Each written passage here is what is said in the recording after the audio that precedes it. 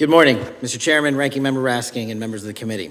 I want to begin today by discussing the appalling assassination of Charlie Kirk. It's important for this FBI to be transparent without jeopardizing our investigations, so a little bit of the timeline is important. Charlie Kirk was unfortunately assassinated on September 10th. We immediately, the next day, released images early in the day in local time in Utah to start the public partnership in our manhunt for the assassin and culprits. At approximately 5 p.m. local time, I arrived on the ground and walked the crime scene myself, and we flew multiple FBI assets in and out to process DNA simultaneously while bringing in evidence response technicians, hostage rescue teams, and other experts to assist state and local law enforcement with their investigation. At 8 p.m. local on September 11th, the FBI collected and populated and promulgated at a press conference a video of the suspect on the grounds. We also released enhanced images. Due to that release that I directed and ordered, the suspect involved was apprehended and in custody at 10 p.m. local time. That's less than 2 hours after we did the video release and the photo release. So within 33 hours, that individual suspect was in custody. And his family, who has since been interrogated, specifically stated to FBI interrogators that because of the video that the FBI released at my direction and because of the photographs that they released, they identified their son, they confronted their son when he swung by their home, and that's what led to his apprehension. We are still, the FBI has that investigation ongoing, and it continues to be ongoing, and I want to thank the state of Utah and the state and local authorities there. And I also want to thank the Attorney General and President Trump for directing resources to allow us to conduct that investigation as we have. Under this administration, the FBI has arrested more than 23,000 violent criminals. 23,000 in 7 months. That's twice as many year to date last year. We've taken over 6,000 firearms off the streets. 6,000 guns are no longer in the hands of criminals in 7 months. We've identified and found and located 4,700 child victims. That is a 35% increase year to date last year. We have arrested 1,500 child predators. That is a 10% increase year to date last year in just 7 months.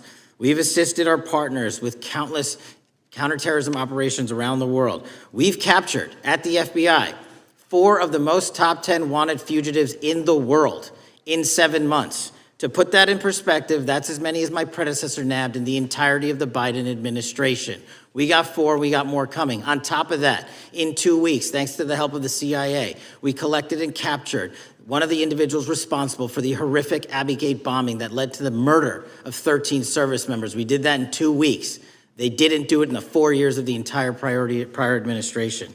Nationwide, we've been executing our Operation Summer Heat, the FBI's national focus on targeting violent crime based on intelligence-driven operations. Ask the citizens of Seattle, Miami, Memphis, Charlotte, Chicago, New Orleans. To specifically highlight New Orleans and Nashville, there has been a 250% increase in violent crime arrests in those cities alone and other mid-major cities that I've just listed. In just a few short months, we have already unleashed 1,000 FBI personnel across this country. Every single state across this country is getting a plus up. This is a fiction that the FBI is short or that we are compromising the men and women in the field. They do not need to be in Washington, D.C., so we're sending them into the field to each and every one of your states. Because of that, crime is at an all-time low. We had to do it because of the explosion of crime. And maybe the most important stat for Americans to realize: in just 7 months, we are on track to produce the lowest murder rate in modern U.S. history by double digits. Those are results not of mine. Those are results of the men and women of the FBI. If you want to criticize me, bring it on, but do not attack the brave leaders in the field. We are also working 24/7, 365 on the opioid epidemic that is killing more than hundreds of thousands of people a year.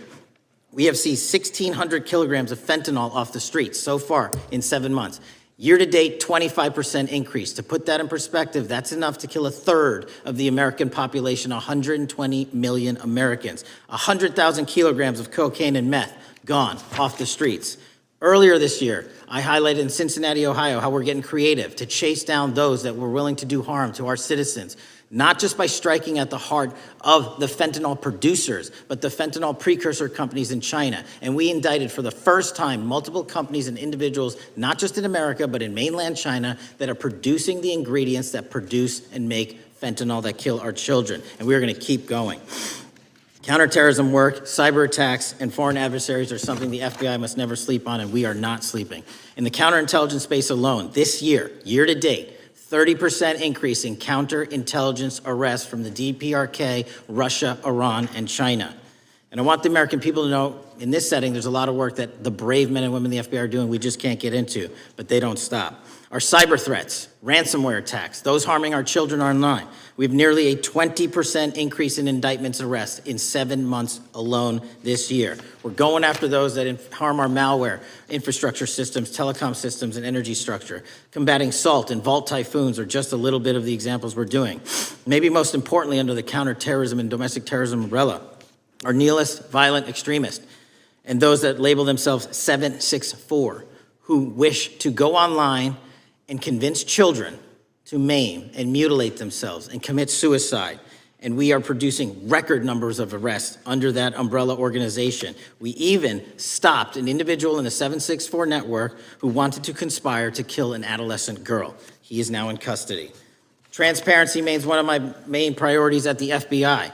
And this is what I've done in my 7 months at the helm. We've produced more than 33,000 pages of documents to Congress to a variety of committees, including, I believe, 7,500 to this committee alone, if memory serves me correct.